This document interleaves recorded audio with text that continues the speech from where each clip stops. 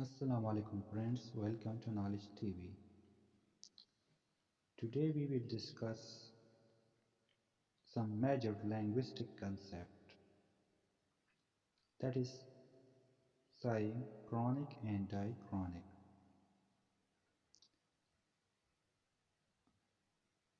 According to this concept, the author proposed that language is a system of signs can be studied as a complete system at any given point in time. Like chess, the important part of language is how pieces move and the position of all pieces relative to one another. The shape of each piece is only important and their potential can be recognized. A synchronic relationship is one where two similar things exist at the same time. Modern American English, British English have synchronic relationship. Diachronic is a change the meaning of words over time. For example, in the way that magic, mean, good and youth culture pervaded during 1980s and to a lesser extent beyond. It is thus the study of language in terms of how it is visible, changes and usage. It is based in the dictionary meaning of words. A diachronic relationship is where related things exist separated by time. 12th century English and 21st century English have a diachronic relationship. It means that language changes with the passage of time according to diachronic relationship. According to method, range or scope of its study or the focus of interest of the linguist, linguistics can be classified into different kinds, the chief of which are noted below: diachronic linguistic and synchronic linguistic. Diachronic linguistics is the kind in which we study the historical development of language through different periods of time. For example, we study how French and Italian have grown out of Latin. The changes that have occurred in language with the passage of time are also studied under this kind of linguistics. Therefore, it is called historical linguistics. Diachronic linguistics is also called historical linguistics. Synchronic linguistics is not concerned with the historical development of language. It confines itself to study of how language is spoken by specified speech community at a particular point of time. It is also called descriptive linguistics.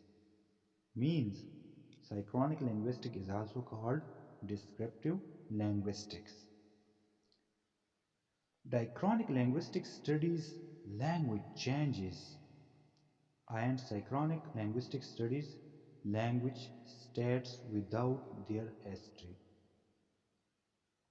According to C. F. Hockett, the study of how language works at a given time regardless of the past history or future destiny is called descriptive or synchronic linguistics. The study of how speech habits changes as time goes by it's called historical or diachronic linguistics. The distinction synchrony and diachrony refers to difference in treating language from different points of view.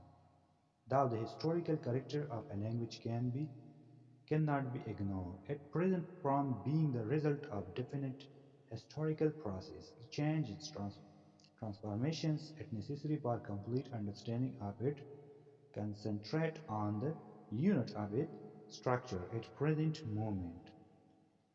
Some scholars do not see the two approaches apart. They assert that it is a mistake to think of descriptive and historical linguistics as two separate compartments.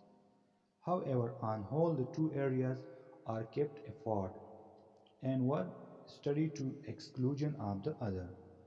Synchronic statements make no reference to previous stages in the language. Linguistic studies in the 19th century were historical in character. They originated as a part of general historical investigation into origin and development of culture and communities, especially West Asia, Egypt, etc. Some philological researchers view language at different stages of its progress and attempt to understand the relation among different languages. Language families were discovered and genetic affinities identified.